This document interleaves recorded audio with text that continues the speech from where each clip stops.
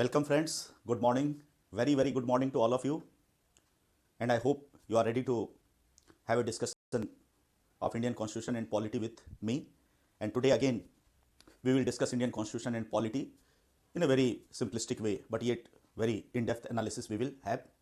So in the last class I have started the topic preamble, and we had started with the basics of preamble, where we saw what is the meaning of preamble, certain factual things from where the preamble has come, as a person who can be given credit for our preamble, from which resolution the preamble has been derived, which country is the source of preamble, the language of preamble is influenced from the preamble of which country. Then we saw certain elements of preamble, the elementary things. First of all, we saw that preamble talks of popular sovereignty, people are supreme. Remember Rousseau's concept of vox populi and vox god. But there are critics also, like Casey Weir, who says that the concept of popular sovereignty in the preamble of Indian Constitution is a myth, and we saw this issue also as a question also. And then we had started with the nature of governing authority according to preamble. What is the nature of governing authority? And there we saw the first issue, that is the nature of governing authority must be sovereign. And there we also went into the debate to what extent today we are sovereign or not. So now let us proceed from here, but before that let me see whether everything is going well or not. So just tell me whether everything is fine or not, and I am waiting for your comment whether everything is fine or not. So let me switch on the comments. Yeah, just tell me whether everything is fine or not. Yes, so everything is going well. So now let us start from the next point after good morning. Yes, Jyoti, Shubham, all good morning. So just tell me one thing, whether I am properly audible, whether I am properly visible. Yes, many messages now, fine. So if everything is fine, then what is the need to wait? So let us start this topic. Whenever you find any problem of visibility or online connection, whatever, anything, sound problem, then do inform me. So yes, everything is going well. So today we will discuss a very important concept that is mentioned in the preamble, and that is socialism. Remember, there are 5 points related to the nature of authority, and first was sovereign. So we saw what is sovereign. Now today we will see the word socialist. Today we will see the word socialist and the debate also that is involved in the word socialism. So second word regarding the nature of authority is socialist. And do remember that these two words of socialist and secular, they were not given in the original constitution, they were later incorporated in the constitution. When, how, why, all these issues we will raise, but at this point we are going to explain what is socialism in political theory or political philosophy. That means what is the general meaning of socialism, and then we will come to analyze what is the meaning of Indian socialism, because you may have a question that the nature of Indian socialism is unique, and it is very true.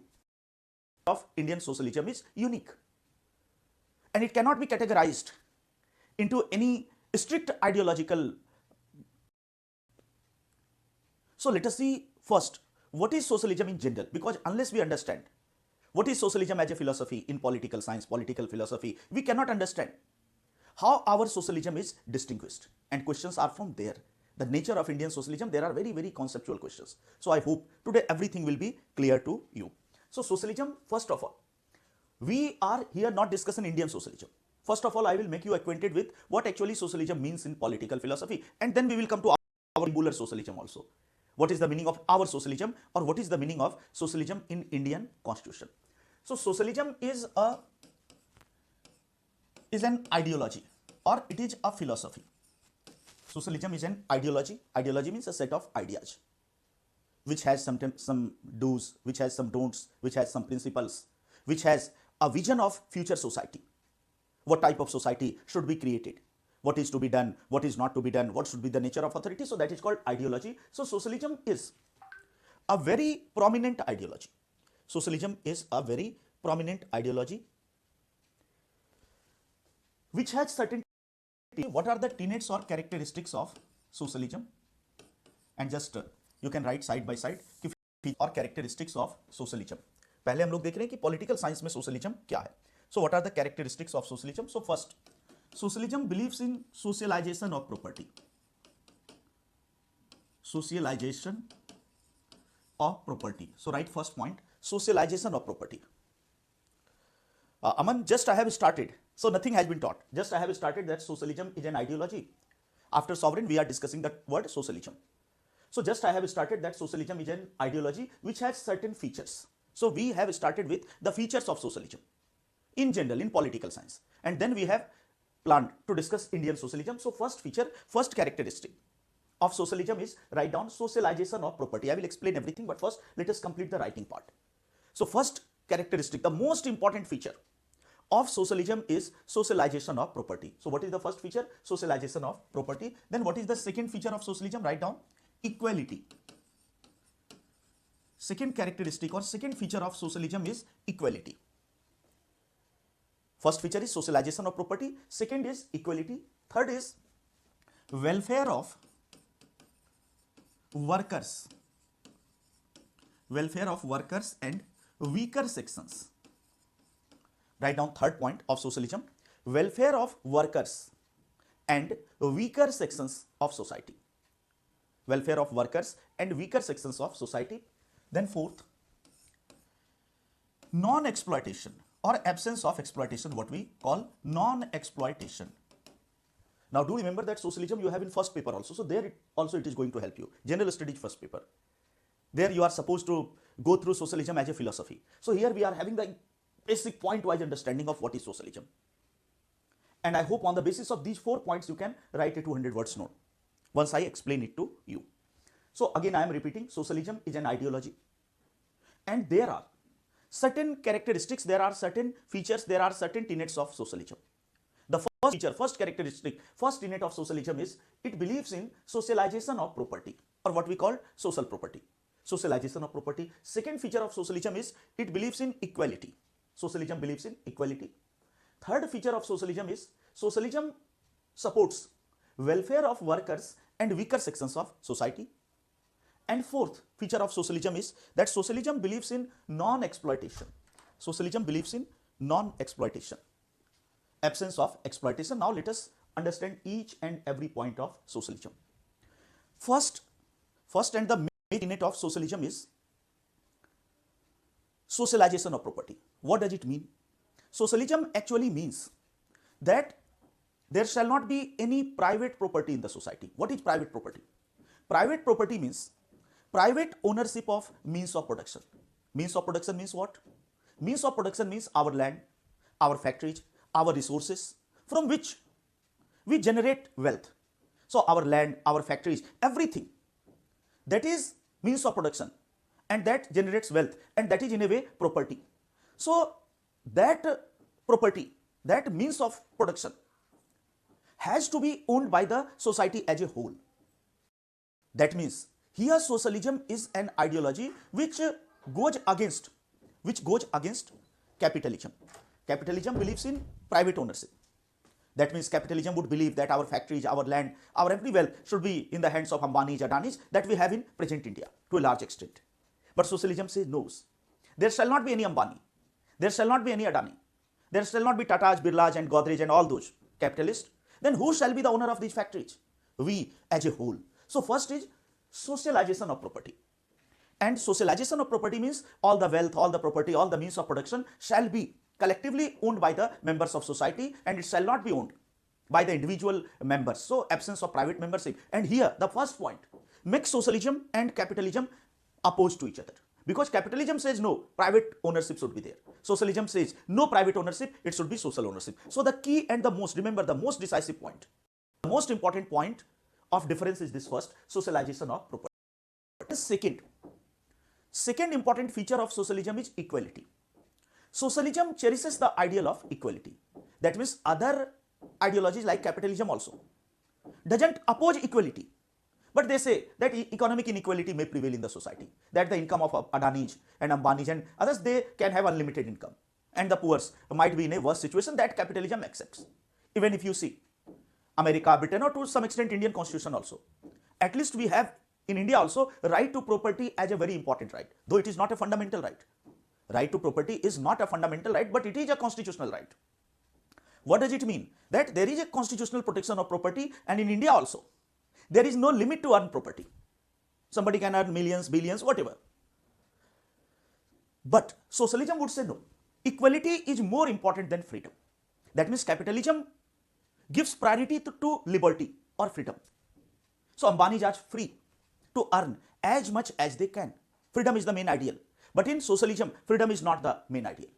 Your freedom can be curtailed in the larger interest of the society. Why? Because for socialist, equality is more important than freedom. So remember, capitalist doesn't oppose equality, but only it is that when there is a chance to choose, when there is a chance to give preference, what should be preferred, whether freedom or equality, then a capitalist will always prefer freedom. So priority shall be given to freedom.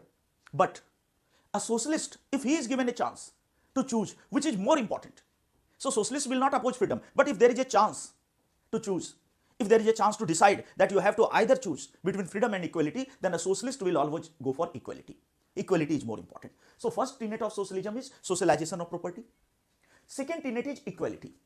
Third tenet is welfare of workers and weaker sections.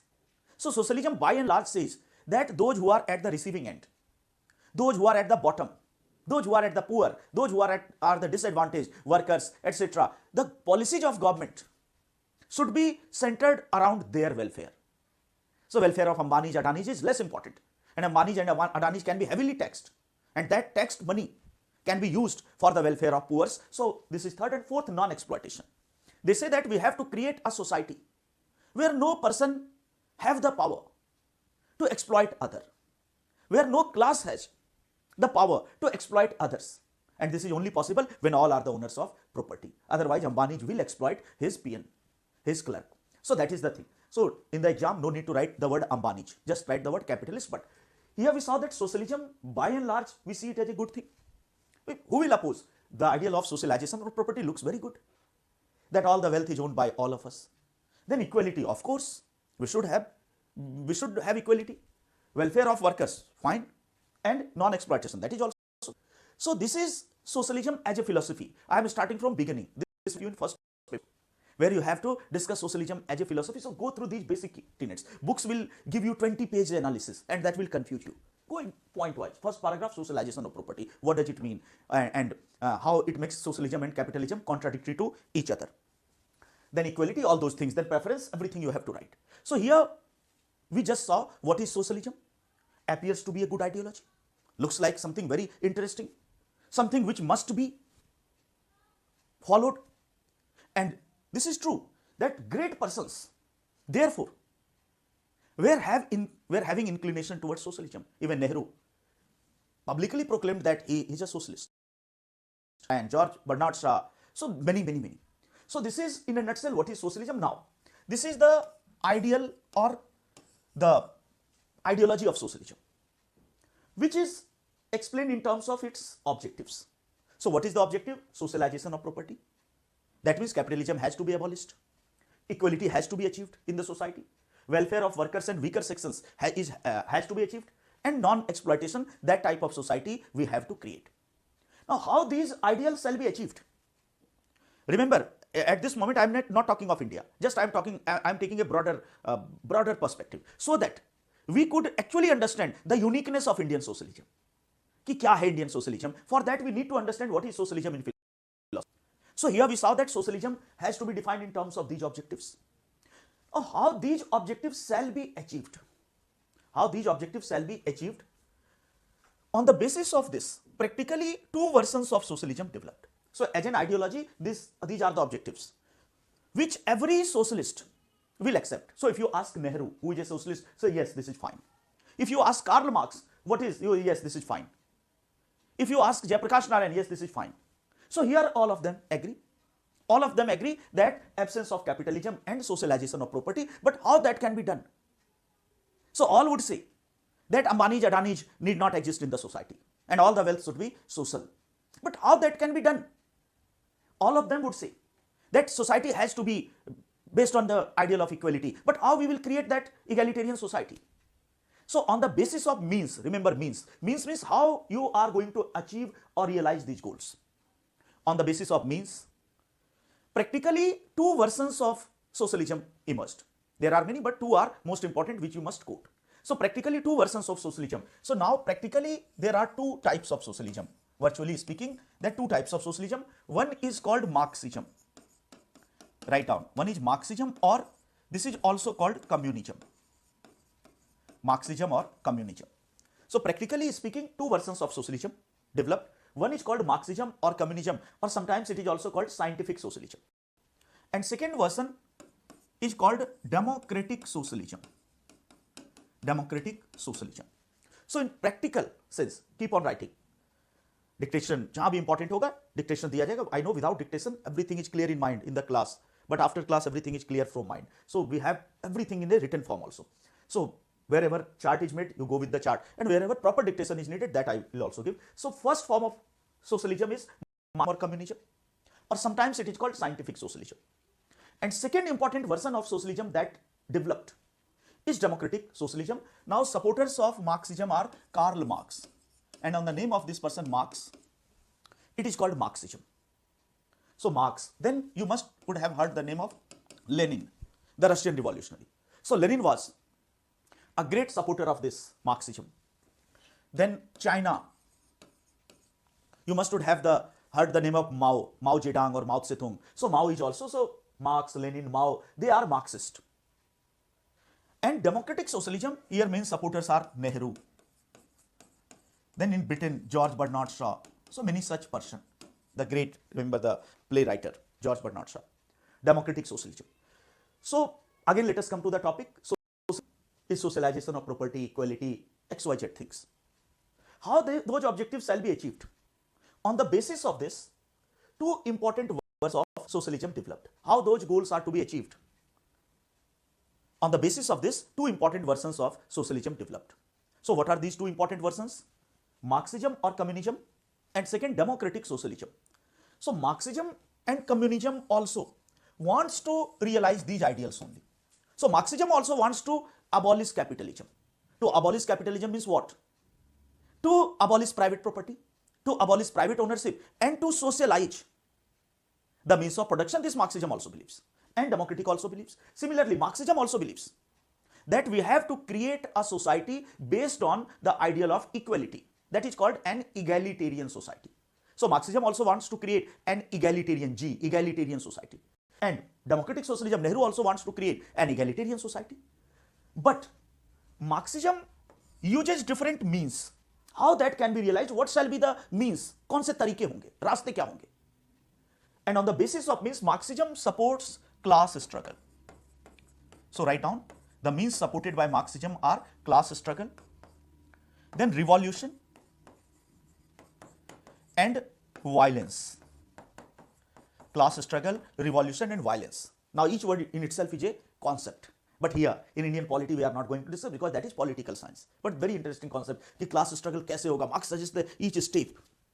Class struggle, revolution, and violence I am going to explain in a nutshell. But what are the means used by Marxism? Class struggle, revolution, violence, and through these means it will achieve those objectives. Democratic socialism, that means for example Nehru's socialism. So Nehru also wants to socialize property. But the means will be different, and means will be elections.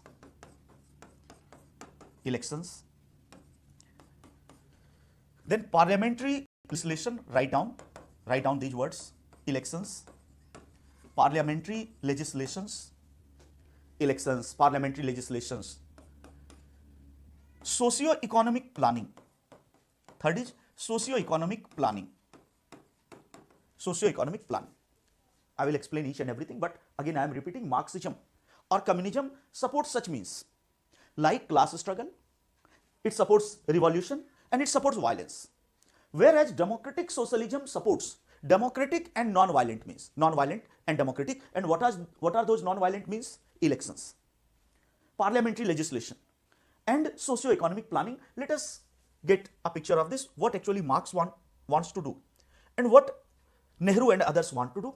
Now Marxism or communism wants to abolish capitalism, wants to get rid of capitalism, and wants to get rid of private property, and wants to socialize property.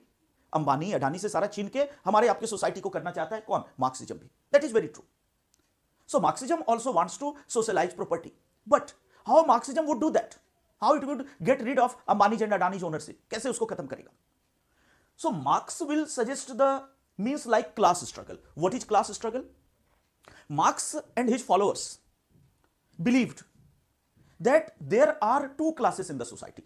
That means there are two groups of people in the society. One is the exploiter class, stronger class, others, the ruling class. And other is the exploited class, which is being exploited, which is being ruled. So exploited class. And it says capitalist is the exploiter class and workers are the exploited class. So it says there are two types of people, two groups of people, that is called, I'm explaining the most simplistic words. Because if I go in the proper terminology of political science, then it will create mode of production, etc. In general studies, that is not required. You have to give a very simplistic explanation which can be understood by the examiner and any layman. That should be your perspective. So class struggle means exploiter class and exploited class. Capitalist is the exploiter and workers are the exploited. So Marx says that we shall try to put workers and capitalists against each other. That means we shall focus on struggle. That is called class struggle. That means workers have to be raised against the capitalist. And Marx says that this exploited class, workers, they are in majority. And these exploiters are very few. They are tiny number. So capitalists are few, workers are many. So our workers as a class will unite. And they will start struggling with capitalists. That is called class struggle. Then Marx says as a result of this class struggle, revolution will take place. Remember, if all the workers in India start struggling, then revolution will come. This Marx says. Then Marx says, in revolution, we will use all means, including the violent means also. That means Marx would go to the extent of, would say that we will kill all the Ambanis. We will kill Adani's, Tata's, Birla. That means whoever voluntarily surrenders, then fine. If he gives up, take my property in the welfare of society, then fine. If doesn't give up, surrender nahi karta Ambani, then he will be eliminated, he will be killed. And through these violent means, class struggle, revolution, violence, what they will do? Socialization of property. Now all the property belongs to society. There is no Ambani, there is no Adani, and there is no Tata, Birla and others. This would also help in the realization of ideal of equality. Now all are equal, all are the owners. Nobody is exploited and nobody is exploited. Welfare of workers, the government that will come after this revolution will be workers' government, will be the government of disadvantaged sections. So that will, of course, pursue the policy of welfare of weaker sections. And finally, in such a society, no exploitation. All are the owners, all are enjoying the fruits of development. So that is called Marxism or communism, which is a version of socialism, but a violent version of socialism which wants to realize the goal of socialism by using these means called class struggle, revolution and violence. If you go through the history of this Marxism, then first of all, this was tried or implemented in Russia. You must have heard about Russian Revolution of 1970 by this person Lenin. And Lenin, who was intoxicated by the philosophy of Marxism, used same means, united workers and others, and brought a revolution against Tsar. Tsar was the name for ruler. So Tsar was an office. And at that time, who was Tsar? Nicholas II. So Tsar means king. In Russian language, Tsar means king. So at that time, King Nicholas II was the ruler. So what he did? Lenin eliminated, एक field में सबको ले गया. That is also a dark part of Russian Revolution. Lenin, who is considered to be a great person. So what he did after revolution? All those who were the supporters of monarchy, private property, big capitalists, big land, they were all caught and fired. All were eliminated. So that is same thing was done in China by Mao. Our today what we call Naxalism, that is based on the philosophy of this person Mao. Mao gets support from where? Marx. So by and large, this is one way which is to be achieved, that is called Marxism or communism. And we can surely say in the exam, when we have to write on Indian socialism, that Indian socialism is not at all Marxism or communism. Our constitution, our preamble, nowhere would support violent means. So first of all, this is not our socialism. That means if we are to explain what is the unique socialism, ये सारा बता के कहेंगे कि our socialism is not Marxism. It is not at all Marxism. Our socialism, our constitution, our preamble would never say that go and kill Ambani. No. Rather it supports right to property. But anyway, this is first version. Now let us come to second version of socialism. This is called democratic socialism, and this you can understand if you have gone through the policies of Jawaharlal Nehru as the Prime Minister. Democratic socialism also wants to realize these goals. Socialization of property, equality. So Nehru would also want to get rid of capitalism, but not by using gun, not by using bullet. Rather, it will go for democratic means and non-violent means. So what Nehru did, Nehru also wanted to bring equality, socialization, welfare of everything. But Nehru would not take bullet. Nehru will rely on ballot paper, vote. So Nehru will contest elections. So under the leadership, premiership of Nehru, Congress would contest the elections and will go with these slogans. That once we win the election, and that was till Indira Gandhi, socialism prevailing in India, electoral issues were that. Nehru would say that if we come to power, then we will abolish Jamindari.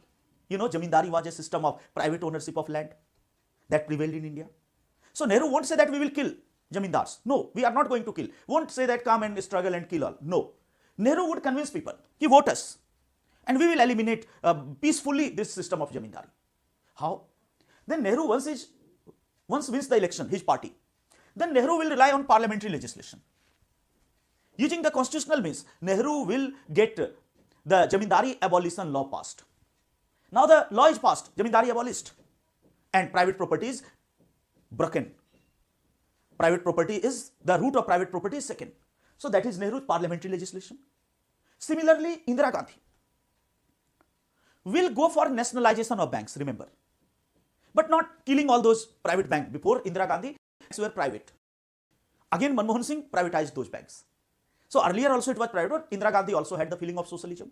Garibi Hatao, all those slogans, if you see. Jaise class aage, we will come through all those issues. But Indira Gandhi will go for nationalization of banks. But not by killing the bankers, not by killing the owners or the capitalists. Bringing an amendment to the Constitution of India, that means power of parliament, ballot, not bullet. And now banks are socialized, we all are the owners. So one can say parliamentary legislation, then socio-economic planning. What is socio-economic planning? Nehru will establish the Planning Commission of India.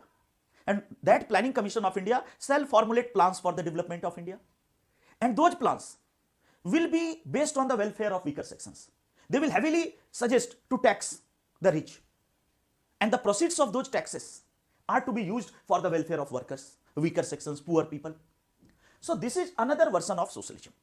So now I think we have got a basic understanding of socialism in political philosophy. If till this it is clear, then just tell me, just write yes it is clear or yes, so that I could proceed to the more important issue, what is Indian socialism? Indian socialism is neither this nor this. It is something different from this also. So I hope, have you got till this? Just let me know through your comments whether you got this or not. What we discussed here, that socialism has certain principles, and then there are two practically versions. Yes, people are clear, sir. Yes, sir. Okay, then you got it. Now let us come to Indian socialism. Here we saw what is socialism in general. Now give the heading Indian socialism. Indian socialism, because this is the paper of Indian polity. Till here it will help you in first paper general studies. I hope with the help of this, at least you can explain what is socialism in 200 words, very pinpointedly. Now we are coming to our this polity section. Indian socialism. Indian socialism. And write down Indian socialism का पहले definition लिखते हैं. Indian socialism. Indian socialism does not mean Marxism or communism. So there we say not at all. Indian socialism does not mean Marxism or communism. Indian socialism does not mean Marxism or communism. So it is not at all Marxism or communism. Now let us see, then does it mean democratic socialism? So write down next line. It is similar to democratic socialism, but, again there is a but. It is similar to democratic socialism. Similar to democratic socialism, but yet not identical to it. It is similar to democratic socialism, but yet not identical to it. So similar means having certain features which are similar. Identical means exactly same. So it is not exactly same to this also. We must say, write down, we must say that we must say that the nature of Indian socialism is unique. We must say that the nature of Indian socialism is unique, and it cannot be put into, nature of Indian socialism is unique, and it cannot be put into any strict ideological classification. It cannot be put into any strict ideological classification. It cannot be put into any strict ideological classification. That means we must say that similar to this democratic but not identical. Therefore, if this question comes that Indian socialism cannot be put into any ideological, we cannot place it here, anywhere, strictly cannot say. Then we must give arguments also why it cannot be put, why it is not this. So write down, change the paragraph. In the case of, in DS Nakara case, in DS Nakara case, in DS Nakara case, DS Nakara versus Union of India, so that is called DS Nakara case. In DS Nakara case, the Supreme Court of India, in DS Nakara case, the Supreme Court of India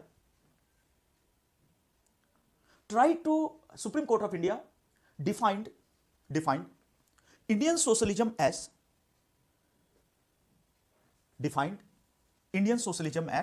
and write down in inverted comma, this can be asked in the prelims also. I am quoting the exact words of Supreme Court.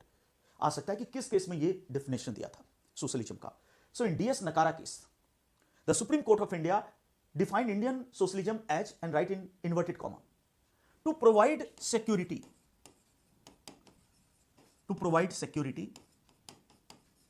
from cradle to grave. To provide security from cradle to grave. अभी देखेंगे what does it mean to provide security from cradle to grave and inverted comma closed. To provide security from cradle to grave. Supreme Court pointed out, write down, Supreme Court pointed out to provide security from cradle to grave. Shubham, I am repeating it, to provide security from cradle to grave. That is DS Nakara case, Supreme Court's definition. Pre में ये चीज आ सकती है. Now let us see further इसको और कैसे explain किया. Supreme Court pointed out the following tenets of, or following elements of, Supreme Court pointed out the following elements of Indian socialism. Following elements of Indian socialism, and write down point wise. One, जब भी आए what is Indian socialism, ये जो points है ये जरूर होने चाहिए because this is Supreme Court's definition. So let us see what are those points. First, to minimize का मतलब कम से कम करना, to minimize the inequality of income, to minimize the inequality of income, to minimize the inequality of income. Second,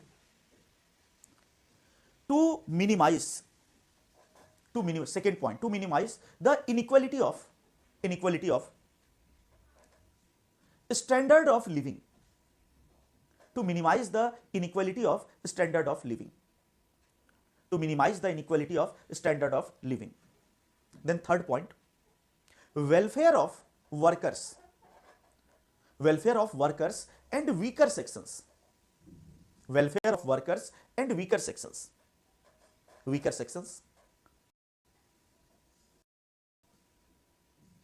to abolish exploitation that may exist in different forms, so gender, whatever, economic, to abolish exploitation which may exist in different forms. So these are the tenets of socialism formulated by the Supreme Court of India. Let us continue the writing. पहले मैं writing का part complete कर, then I will explain what each of this means. Now change the paragraph. Therefore, now we are commenting on Indian socialism. Therefore, it is very clear that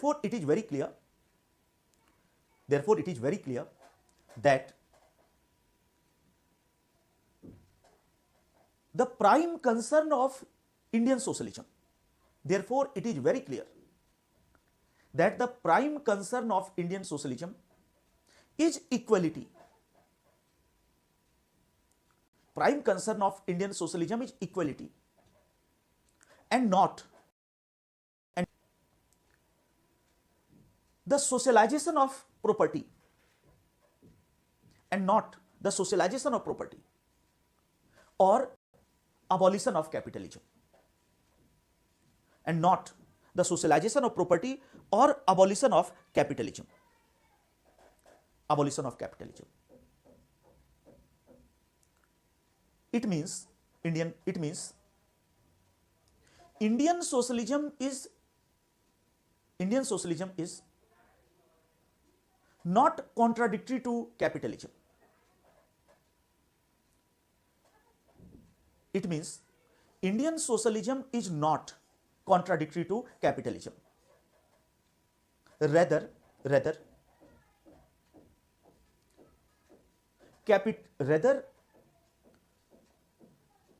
private property and social property. Private property means Ambani's, social property means government. Private property and social property may coexist. Coexist means can exist together. Private property and social property may coexist in India. With the condition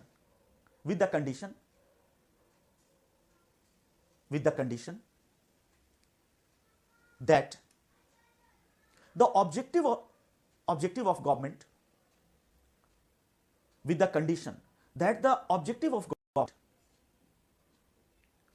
is to bring equality,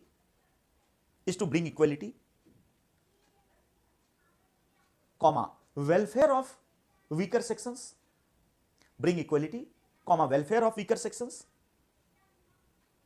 and abolition of exploitation in every form.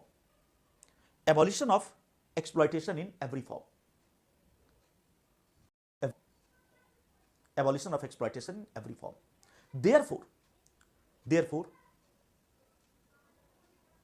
Therefore, new economic policy, remember new economic policy, उससे सवाल आता है link करके, it is anti-socialism or not. Therefore, new economic policy which focused on privatization,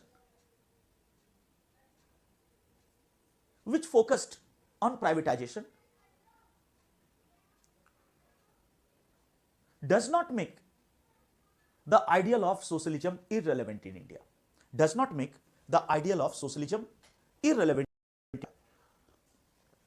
Does not make the ideal of socialism irrelevant in India.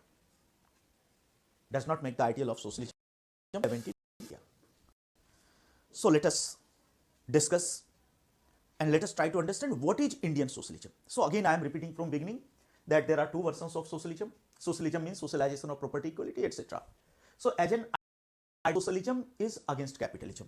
Why? Because first and the prime, you see the prime first and the prime feature of socialism is socialization of property. So there is no private property. So as an ideology, socialism is against capitalism and equality and other things.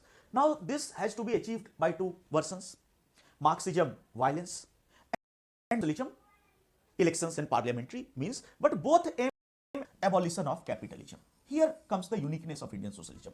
So both ideological versions, this is also ideological version, this is also ideological version. So both ideological versions aim at abolishing capitalism and then establishing socialism, but Indian socialism is unique in the sense, if it comes that Indian socialism cannot be classified into any ideological stream. Then we will say these are two ideological versions, cannot be put into any ideological version. Why? Because according to our Supreme Court, and you know that socialism has not been defined in preamble only contains the word socialism, so doesn't define what actually it is. Our constitution nowhere defines what actually socialism is. So from where the definition comes? The definition comes from Supreme Court, and while pronouncing its judgment in DS Nakara case, Supreme Court gave a very beautiful definition of Indian socialism, that Indian socialism means to provide security to its citizens from cradle to grave. What is the meaning of cradle? Cradle को हिंदी में कहते हैं पालना. जब बच्चा पैदा होता है तो उसको cradle में रखते हैं. And grave, the last, जब death हो जाएगी तो grave में चला जाएगा. That means from cradle to grave, this is a phrase in English, and that means from birth to death. पैदा हुआ उस समय से लेके until the person dies, वहां तक, that is from cradle to grave. So what is Indian socialism according to Supreme Court?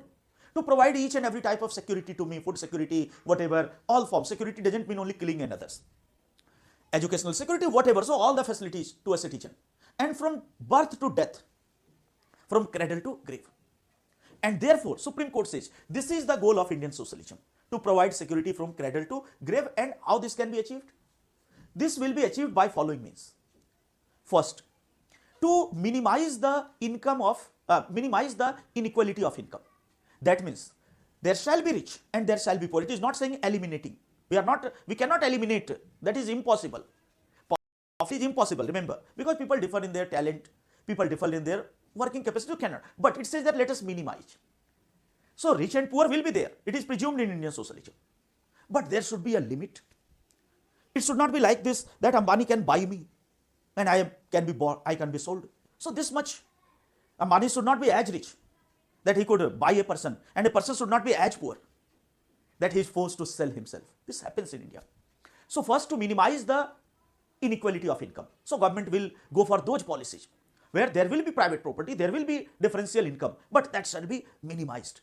Therefore, we have a different taxation policy in India, 10%, 20%, 30%, and now there is a proposal to impose a super rich tax. Uski bhi baat chal rahi Modi government mein. Super rich tax means for some persons it will be 40%. So what is this?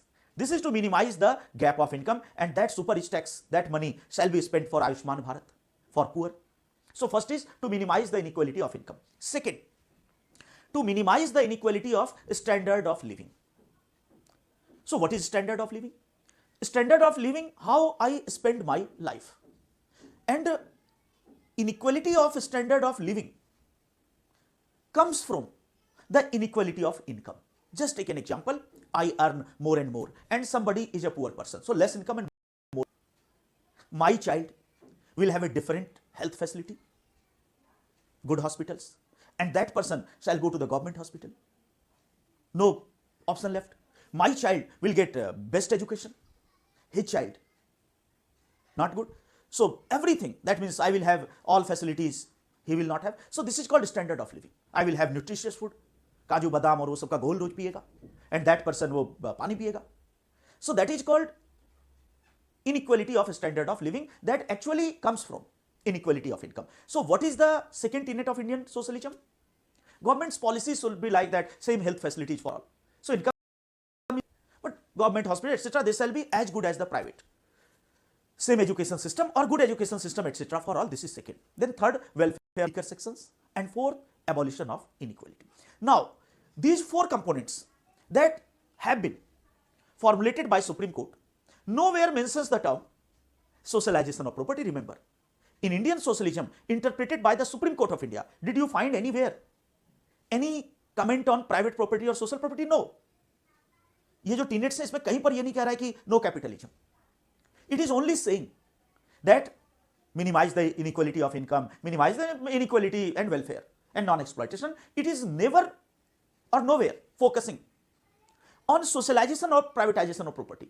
And this makes Indian socialism unique in world, because as an ideology, be it Marxism or be it democratic socialism, the first and prime concern is abolition of private property, is socialization of property, is abolition of capitalism. But in India, this is not the prime concern. So we are not concerned with the tree, we are concerned with the fruit. So capitalism and social property doesn't matter. What matters is government's determination for equality, welfare of weaker sections.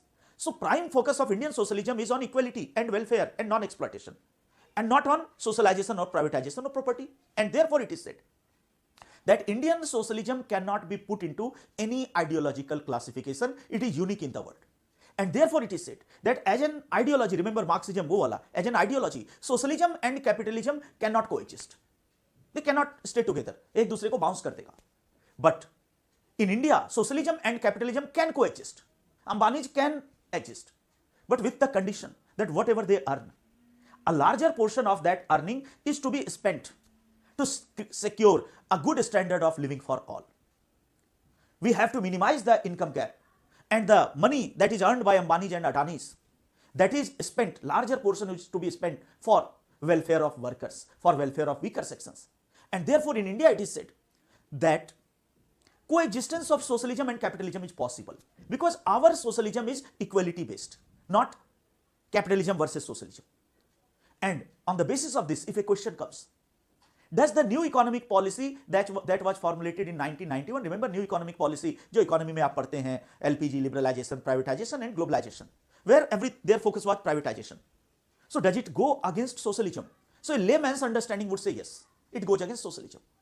But a person who has a depth analysis of Indian constitution, who knows the DS Nakara judgment, would say no, it doesn't go essentially against socialism. Yeah, the day government will start favoring Ambanis and making rich, that is against socialism. But if we are selling our social property so that the factories become more efficient, more production takes place, more wealth is generated, and that more wealth is again used to secure a good standard of living for the poor, then there is no problem in that.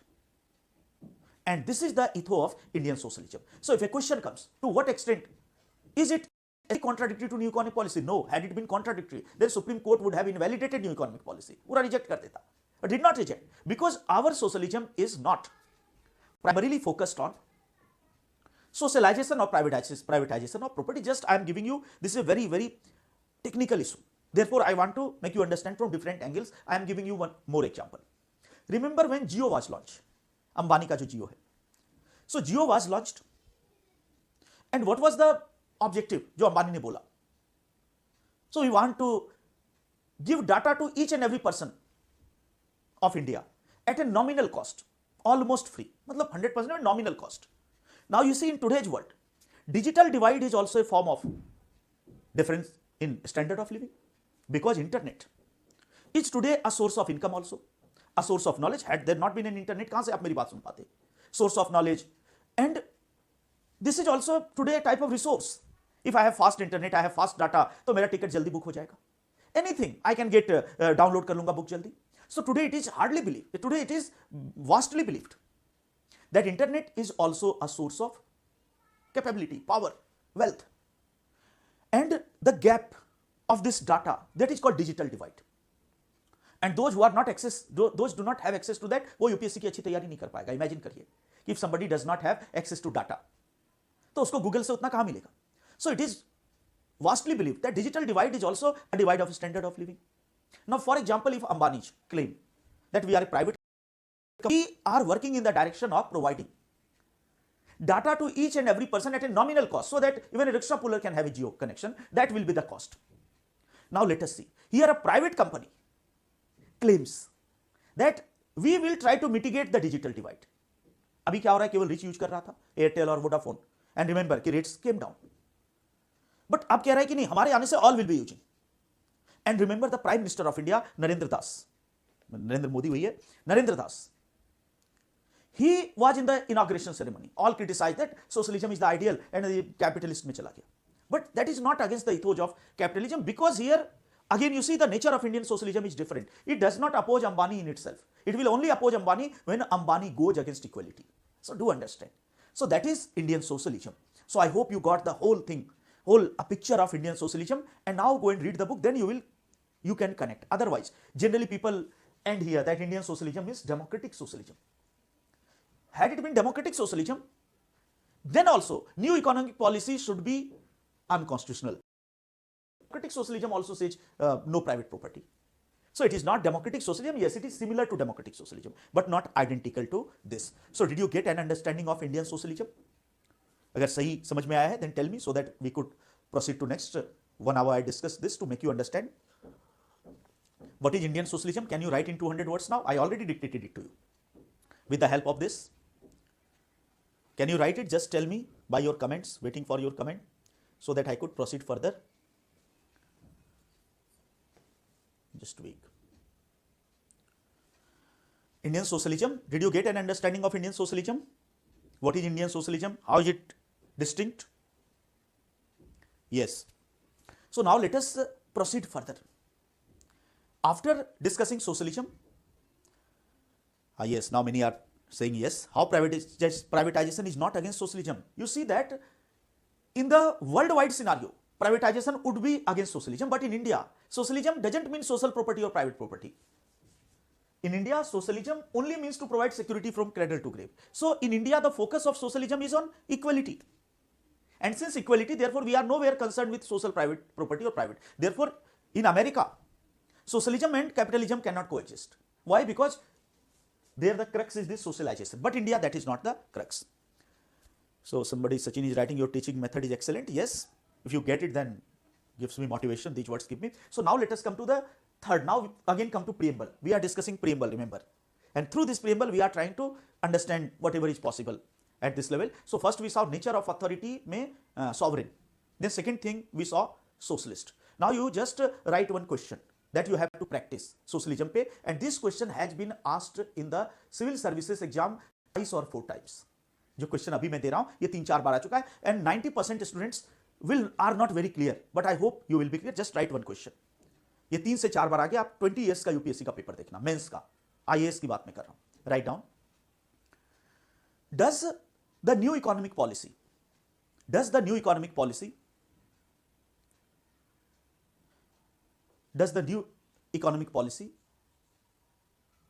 make the preambular ideal? Make the preambular means preamble से ये word बना है. Make the preambular ideal of socialism. Make the preambular ideal of socialism irrelevant. Question mark and then comment. Your comment is required. Irrelevant and then question mark and comment. So how we will be writing? First we will be writing that socialism as an ideology believes in this XYZ. वो जो 4 points थे. And we will say, seen from this perspective, it appears that socialism and capitalism are against each other, and therefore new economic policy appears to be against socialism, because new economic policy focuses on privatization. But then second part we would say that Indian socialism has a unique connotation, and then we will go through DS Nakarakis जो भी आपको dictate करवाए इसके points, and then we will say that in Indian socialism equality is at the center, and therefore privatization or socialization are not main concern, and therefore preambular ideal of socialism is still relevant. So almost most of the things I have dictated, you have select and rearrange them in the form of answer format भी हमने कर दिया.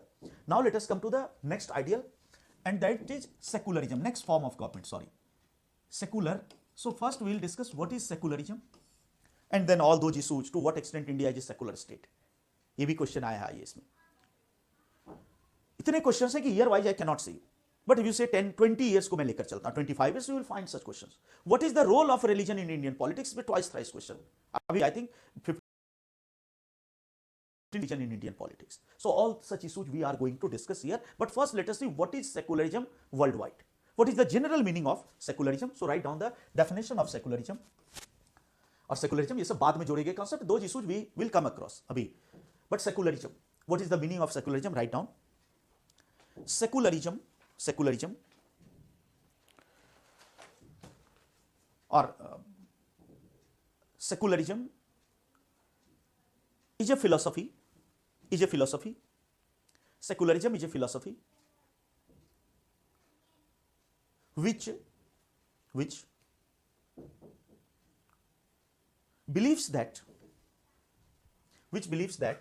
and write down A, B, C, so that everything is very clear to you. Which believes that, now let us see what are the formulations of secularism. Which believes that A state does not have any official religion. अभी explain करूंगा what does it mean. But state does not have any official religion. That is the first tenet. State does not have any official religion. Then B, state does not discriminate. State does not discriminate among its citizens. State does not discriminate among its citizens on the basis of religion. State does not discriminate among its citizens on the basis of religion. And C, State gives equal religious freedom. State gives equal religious freedom to all citizens. State gives equal religious freedom to all citizens, irrespective of religion. Equal religious freedom to all citizens, irrespective of their religion. Now let us see, in prelims also question comes from here. In prelims, there will be question like this. What is the meaning of socialism? ऐसे प्रश्न prelims में आए हैं. And there will be 4 options. A, no official religion of a state. B, non-discrimination on the ground of religion. And third, equal religious freedom to all. And D, all of the above. So what shall be your answer? All of the above. All are secularism. But sometimes question has been asked in a different way also. Prelims ऐसे भी पूछता है कि you have, और D दे देता है none of the above. None of the above. Now tell me what shall be the correct answer in this question, for example, and this type of questions you will find in the prelims paper. Secularism means, now tell me, बताइए इसमें क्या होगा? Secularism means no official religion of state. B, non-discrimination. C, equal religious freedom to all, and none of the above. This is a question which has been asked. Now you have to tell me A, B, C, D, which is the correct answer. Tell me. Secularism means, जवाब दीजिए ताकि मैं जान पाऊं. A, then C. One by one answers are coming. A, C, then again A. Just answer so that I want to see. Then D. So, what is the correct answer?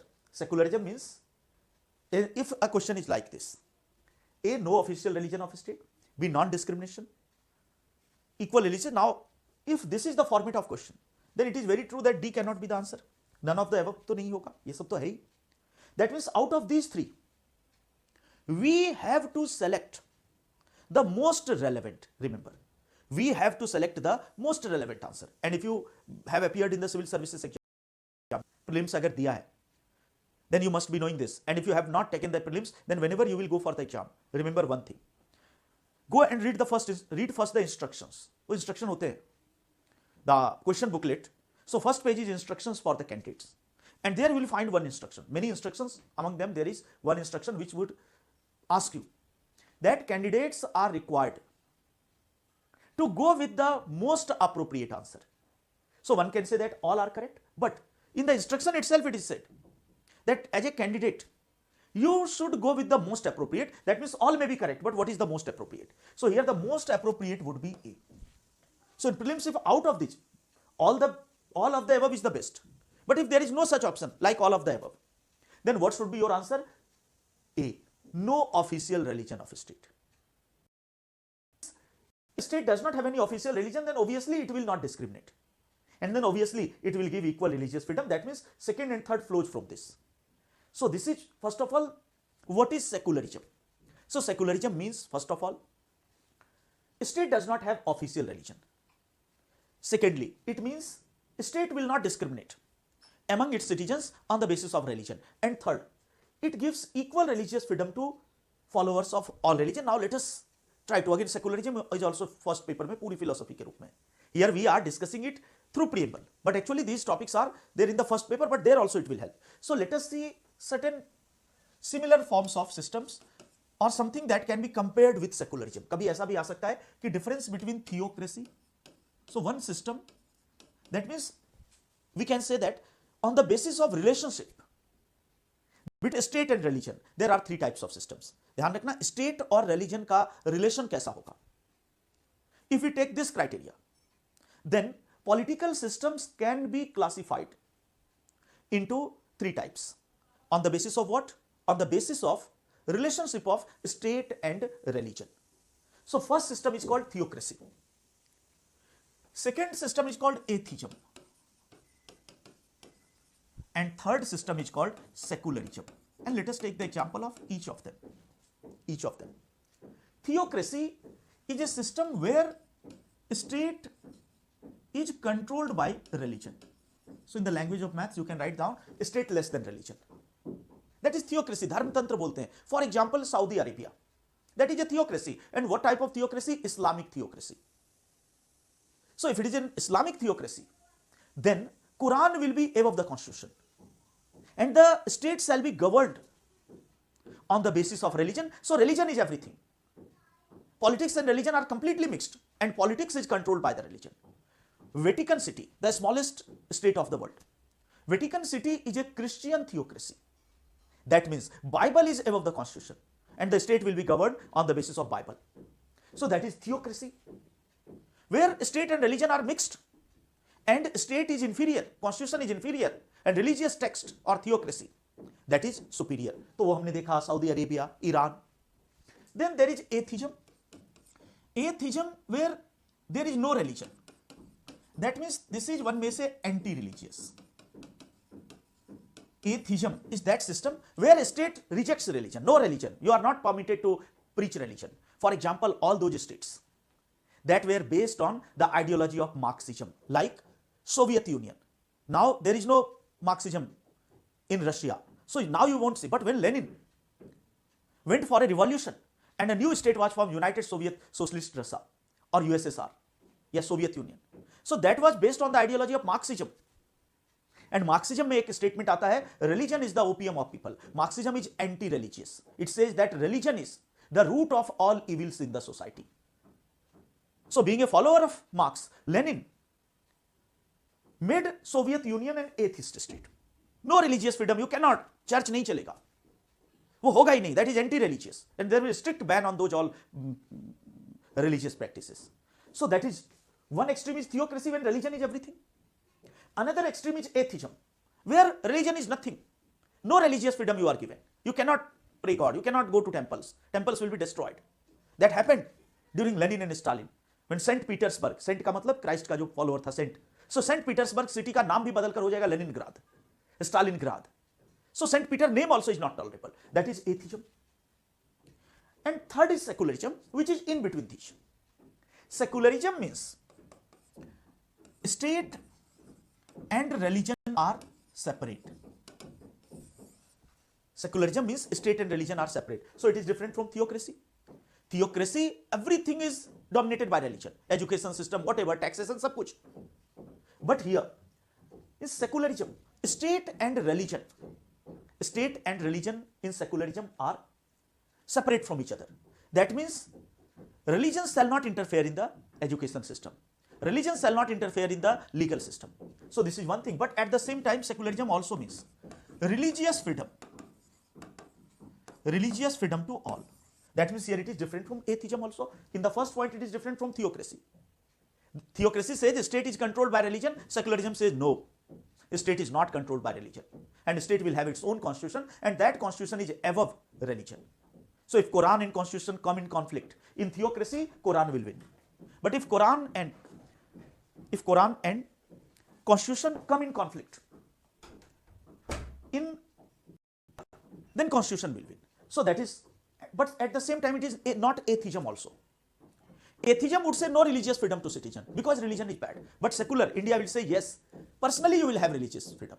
That means as far as the policies of government is concerned, that is state, policies of government. So as far as the policies of government is concerned, no religion. So laws are free from religion, free from all religion. But as far as your personal life is concerned, so as a personal life, you can go to temples, no ban on temples. You can go to mosque. So religious freedom to all. So here we saw the difference between theocracy, atheism and secularism. And now let us again come to secularism. Therefore, secularism is in between theocracy and atheism. So you can write this. ये भी मैं dictate करवाऊंगा the difference. So secularism is no official religion of a state, non-discrimination and equal religious. Now write down, change the paragraph. Secularism is different from theocracy and atheism. Secularism is different from theocracy and atheism. Secularism is different from theocracy and atheism. Theocracy and atheism. Secularism is different from theocracy and atheism. Theocracy and atheism. In theocracy, religion is supreme. Religion is supreme, and policies of state are governed by religion. And policies of state are governed by religion. And policies of state are governed by religion. Constitution is inferior to religion. Constitution is inferior to religion. Constitution is inferior to religion. In atheism, now change the paragraph. In atheism, अब आते second form. In atheism, state is anti-religious. State is anti-religious, and it does not give any religious freedom to citizens. In atheism, state is anti-religious, and it doesn't give any religious freedom to citizens. Doesn't give any religious freedom to citizens. और example में Marxism वो सब कर लेना. Then change the paragraph. But in secularism, though the public policies, public जो common बात है education, that is, though the public policies are free from the interference of religion, though the public policies are free from the interference of religion, yet, though the public policies are free from the interference of religion, yet, state gives religious freedom to all citizens. Yet, state gives religious freedom to all citizens. State gives religious freedom to all citizens. So, I hope till here we got two things. We learned two things. What is secularism in a nutshell? And इसी का extension 200 words में आ जाए. What is secularism? तो आपको ये भी बताना है कि secularism is not atheism. And secularism is not theocracy. That means if a question comes, what is the difference between theocracy, atheism and secularism? Then taking the example of Saudi Arabia and Vatican as theocracy. Taking the example of former Soviet Union as atheism. And taking the example of India as secularism, and with the help of what I dictated, you can write 200 words answer. Now let us see what we see that what is secularism. So a secular state is where a state does not have an official religion, where a state does not discriminate among its citizens on the basis of religion, and where a state gives equal religious freedom to all. Now give a heading. ये भी question आया. अब देखिए सारे questions भी मैं करवा रहा हूँ साथ के साथ. Therefore preamble is generally taught in one class. आपको भरोसा नहीं हो रहा, then you must go through various lectures, YouTube, anywhere.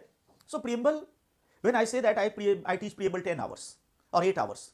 So even teachers do not believe that how preamble can be taught 10 hours, 8 hours.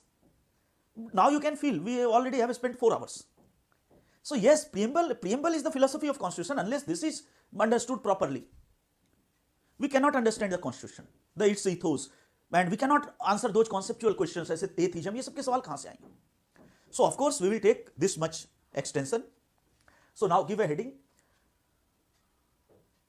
To what extent India is a secular state? ये question आया है. Do you think India is a secular state? ऐसा आ सकता है. To what extent India is a secular state? To what extent India is a secular state? Oblique करके लिख सकते हैं कि do you think India is a secular state? ये question आया है मेंस में. To what extent India is a secular state? So let us see what shall be our answer. So first we will explain what is a secular state.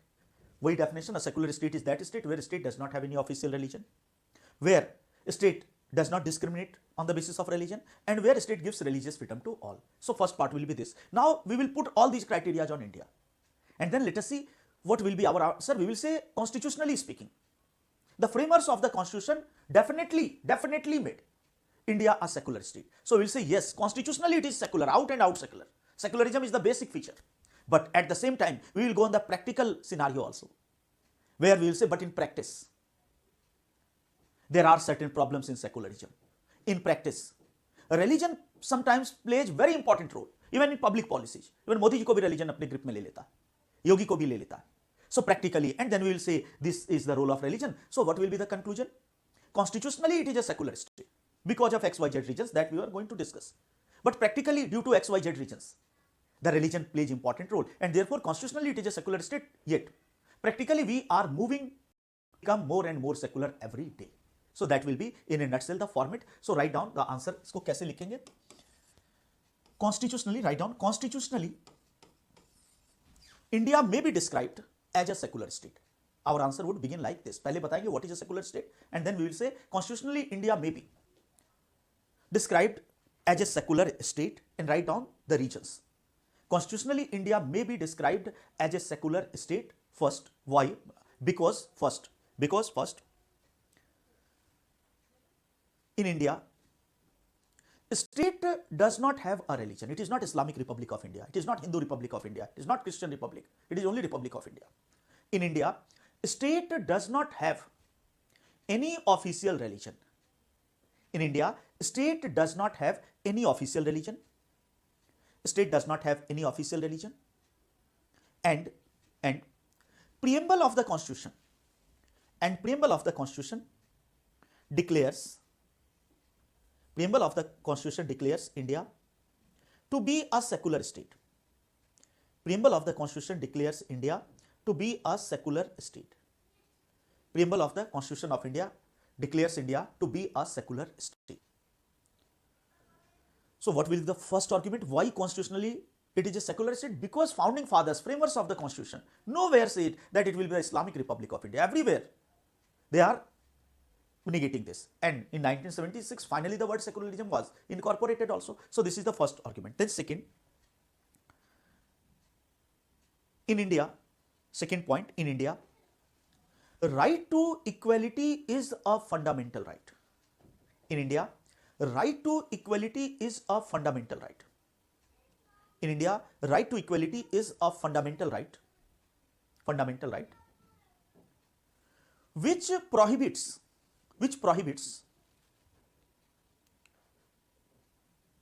discrimination among the citizens,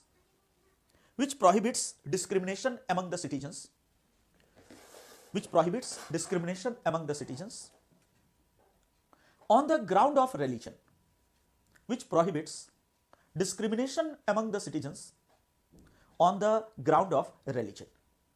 So we are well aware that equality is a fundamental right, and in all those articles that in fundamental right we will go through. Article 14, 15, जितने articles मिलेंगे equality के, they say that there shall be non-discrimination. Race, caste, so religion is everywhere. So equality is a fundamental right, and in that equality, a state is supposed not to discriminate among its citizens on the basis of religion itself. The next point, third, in India, right to religious freedom. In India, right to religious freedom is a fundamental right. In India, right to religious freedom is a fundamental right. Right to religious freedom is a fundamental right. And therefore, all citizens can follow the religion of their choice. All citizens can follow the religion of their choice. All citizens can follow the religion of their choice. So when we go through Article 25, 26, 27, 28, abhi aane dijiye fundamental right. Each and every issue I will be discussing of the current also. What I had promised in the first class Constitution and Polity, so Sabrimala issue. The issue of homosexuality under Article 21. The issue of euthanasia under Article 21. So all those issues. Internet as a fundamental right. Is reservation a fundamental right? So all those issues, but here if you go through 25, 26, 27 and 28, 4 articles that belong to religious freedom. So there it is clearly right that all citizens shall have right to practice their own religion. So I can be a Hindu, I can be a Muslim, whatever, no problem. And I can go for namaz also, and I can go for yajna also, and I will go for cross and everything. So by and large, we would say that constitutionally India is a secular state. So first part, we will say what is a secular state. Agar question aata hai, to what extent India is a secular state? Ye repeat ho jaye question. So we'll say what is a secular state, 3 features. Then we'll say yes, constitutionally India is a secular state, but in the last part of our answer, we will put a question mark also. Practically speaking. So write down, change the paragraph. But in practice now comes the practical scenario, वो कुछ लिखा है यहां पे कुछ है on the grass roots, but in practice religion plays an important role. Religion plays an important role in the public life of India. Religion plays an important role in the public life of India. So personal में तो permit कर दिया, but public में permit नहीं किया constitution ने, election में नहीं किया है, educate, but it plays in practice religion plays an important role in the public life of India. Now you can give one heading. ये भी क्वेश्चन आया, देखिए कैसे how the questions are taken from one question and other question is asked. Question has been twice thrice asked. You just see the 20 years question paper of IAS men's general studies, role of religion in Indian politics. ये 2-3 बार repeat हुआ. So now you can give a heading, role of religion in Indian politics. Politics here means public life. So role of religion in Indian politics, let us see where and how religion plays important role in public life or in politics in India. Role of religion in Indian politics.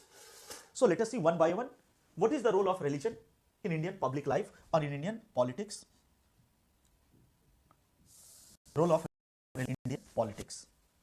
So first write down, religion plays an important role in India during elections. An election is not a personal thing, public, political. Religion plays an important role in India during elections. During elections, और ऐसे chart बना के मैं point बता देता हूं कि election में क्या क्या. Now this will be the one full paragraph. Now we will be explaining what is the role of religion in Indian elections. हमारे चुनाव में क्या है. So let us see first point. इसमें क्या क्या इसके रोल हैं.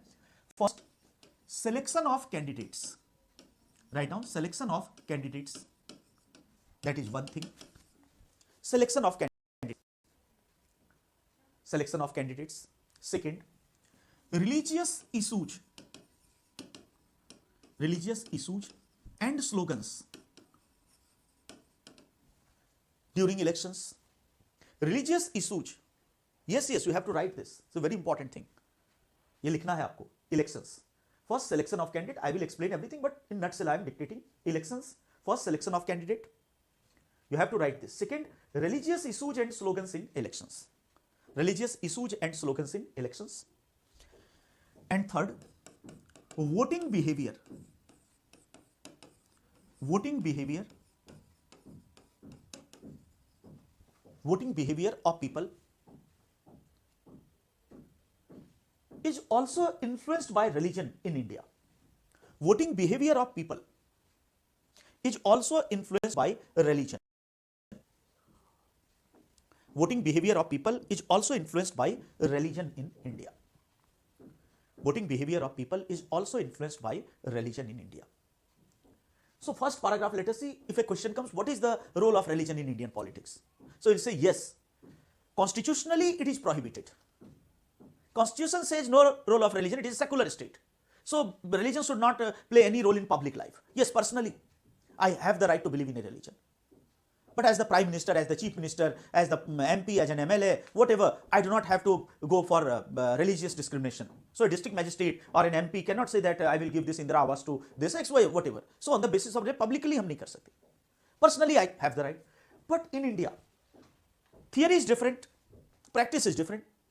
Election is a process through which we select our rulers. Now, according to Constitution, if you go by the spirit of the Constitution, these rulers must be free from all religious prejudices. These rulers must be free from all religious discrimination feelings. They may be religious, कि वो हिंदू को माने, but they should not be having it as a public issue. But what happens in India? Constitution prohibits, Election Commission prohibits, but practically we would say that Indian elections are largely associated with religion.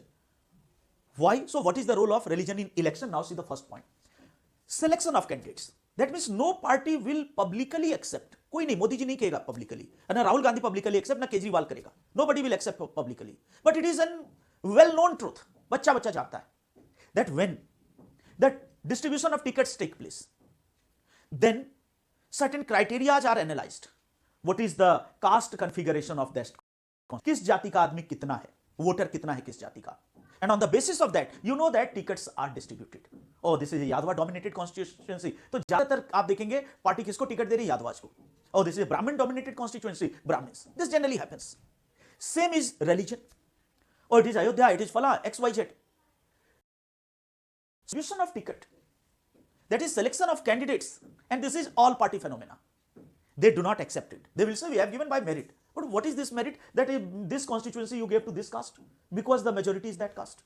In this constituency, the majority is this religion you are giving. So is this a coincidence? No, it is a well-known truth practically. So first, selection of candidates, their religion plays important role. Do we have the right not to give our home to rent on someone on basis of religion? That means it is a personal property. So there we have the right. We have the right because nowhere it is all regarding a state.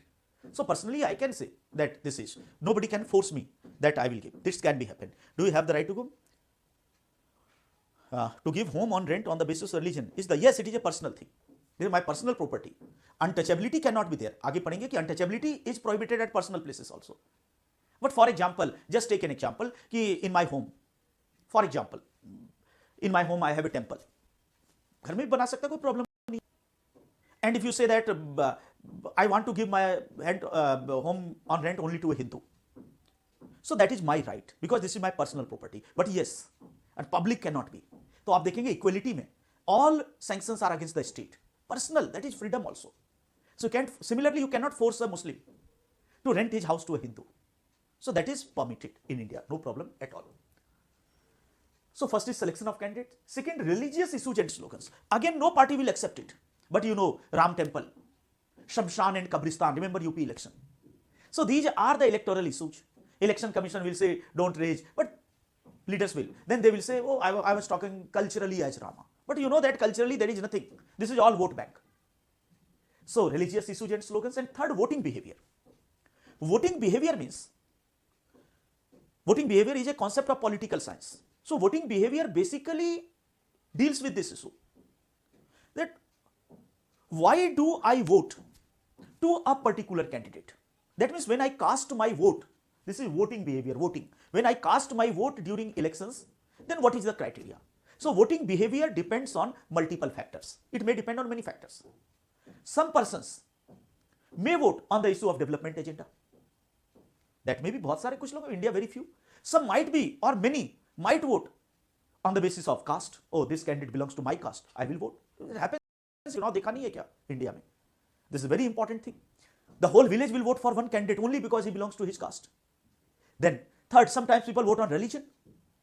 Sometimes people vote on personality. Oh, Modi ji है, मोदी है तो मुमकिन है. So who is the candidate? गधा है, यहाँ पे कोई नहीं, मोदी वहाँ बैठा हुआ. So there are different patterns of voting behavior, different factors, multiple factors, which affect the voting behavior, and one dominant factor is religion in India. Not all, not me, not you, but there are many who are intoxicated by religion. And they do not have any other thing. So Ram Mandir का नाम सुनते ही vote करते का. Unemployment is not an issue. वो बाबरी मस्जिद का नाम सुनकर. So first paragraph should be like this. That yes, religion plays an important role in India, in public life, and where it plays, election. So hope you can elaborate it in one paragraph. Then second point. After elections, religion practically, all you have to write practically. Constitution में कहीं नहीं लिखा है, but practically it happens. After elections, religion practically plays a very important role. Religion plays a very important role.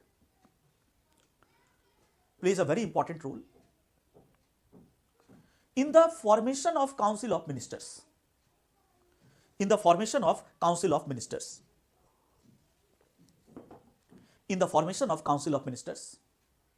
And distribution of various political offices. Distribution of various political offices. That means we saw that during elections, you got those candidates who have been already given ticket on the basis of religion. This happens. So how they can be secular when they become MP? Practically they. Then second, once the elections are over, a party gets majority in the election. Now the question comes, who shall be the ministers? So Constitution says that it is the prerogative of Prime Minister. And it is expected to what extent they come up to the expectation is a different thing, but it is expected from the Prime Minister and the Chief Ministers that they will recruit, they will select the ministers on the basis of merit and talent. He expected. But what actually happens? When the Council of Ministers has to be formed, so it is not the sole, practically I am speaking, that it is not that Narendra Modi will decide everything. The 4, 5, 6 party leaders will sit, Rajnath bhi hoga, and all those Amit Shah, all those ganja killed persons, sab aa jayenge sare ganje. And they will together take the criteria of caste, that ministers must be recruited from the dominant castes of India. Similarly, ministers must be recruited from the dominant religions of India. There is no constitutional foundation, but it happens. Why? Because once the Council of Ministers is appointed by the President on the recommendation of Prime Minister, then press and media will start analyze how many ministers from which caste. And if some dominant caste doesn't get representation, then in that, during elections, that will be an issue in India. Remember, this happens. For example, if Yadavas are not represented in the ministry, then UP mein jab election hoga, then the opposition party would say, see, no representation of their caste in Modi Council of Ministers, and they only seek your vote and support. Don't vote it. Similar religions are also there. That means indirectly, in the formation of Council of, yes, any example we can take, Yadavas, Mere Muslim, Kurmis, Brahmins, Rajputs, anything, all the dominant castes are definitely to be given, whether they have the capability to become a minister or not, what doesn't matter, whether they are illiterate, doesn't matter. But every dominant caste, for example, कि एक ही caste से 10 लोग talented है, but सबको नहीं मिलेगा chance. This is truth in India. Why? Then because in the elections it will become an issue. Constitution says that the best person should be given there. Similarly, religion, तो यहाँ भी distribution of other offices, बहुत सारे boards हैं, chairmen हैं, there also it happens. Point, write down. Next point. In India, practically the policies of government, again, everywhere you have to write the word practically, because no government accepts this, but everybody knows that this is the truth. In India, practically, the policies of government are also influenced by religion. Policies of government are also influenced by religion. Policies of government are also influenced by religion. That means if you see UP politics, then everybody knows. बच्चा जानता है. Nobody is proclaiming publicly, कोई नहीं कह रहा. This is the irony of our system. Everybody knows that if Akhilesh becomes the chief minister, the policies of government shall be tilted towards which religion? Everybody knows. And if Yogi Adityanath becomes the chief minister, then the policy of tilted towards which religion? Everybody knows.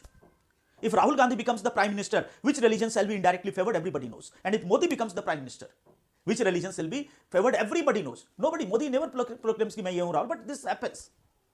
When Akhilesh becomes the chief minister, then Haj house will shine. उसकी shining बढ़ जाएगी. Hope you understand the satire. And when Yogi Adityanath becomes the chief minister, then Haj house will be painted saffron. अभी उसको केसरिया रंग में रंग दिया था. And Amarnath house will start shining. This happens in India. So we must say, without quoting, नाम नहीं लेना exam. Don't write Yogi Adityanath anything. Just indicate that practically the policies of government in India are to some extent influenced by religion. So religion practically plays here also important role. Then next point. In India, there are political parties and pressure groups. There are political parties and pressure groups constituted on the basis of religion. Constituted on the basis of religion. And they play important role. In the public life also.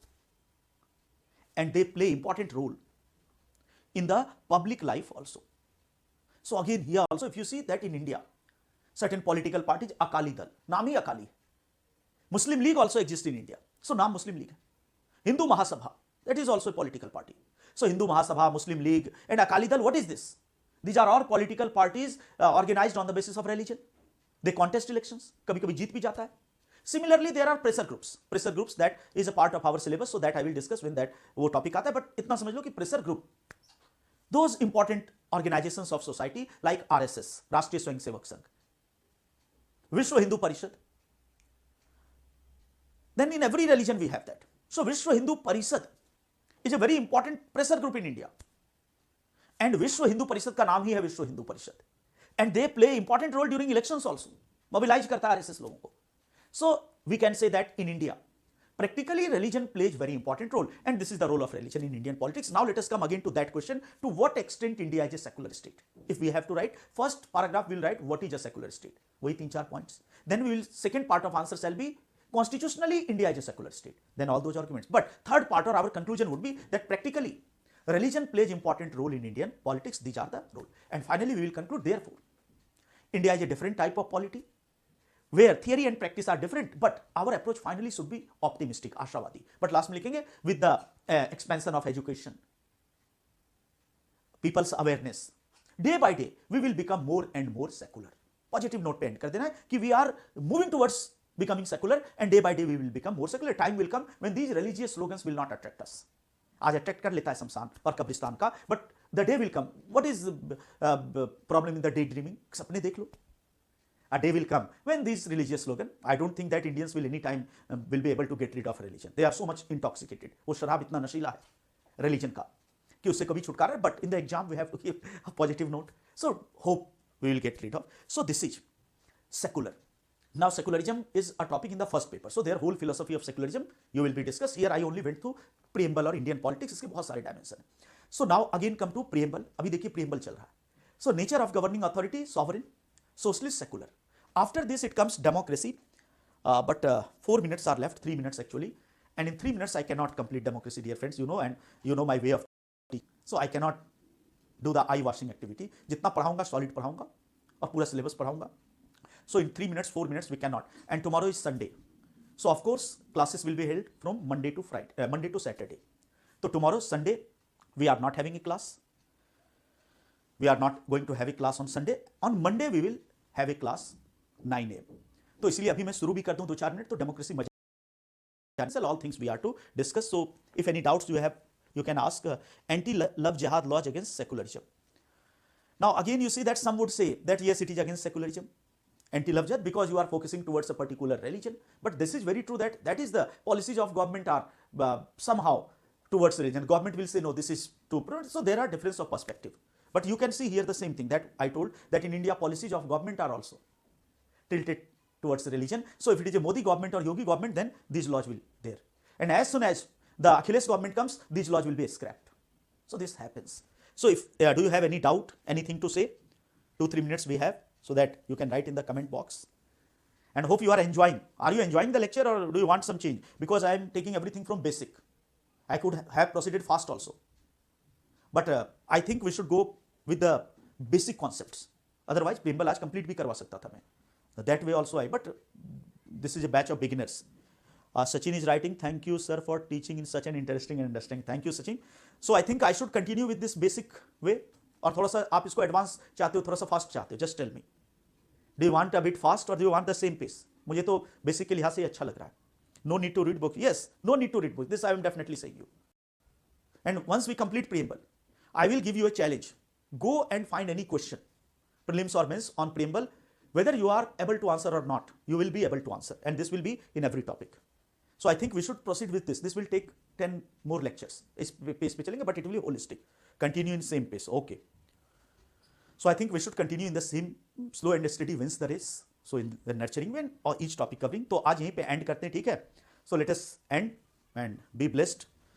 We will meet on Monday. कल class नहीं होगी, याद रखना. Tomorrow we will have no class. Sunday must be a holiday. I also have to enjoy my life, and Monday 9 AM again we will have the class, and we will continue from preamble democracy. Okay, so I am ending this class now. Thank you. Jai Hind.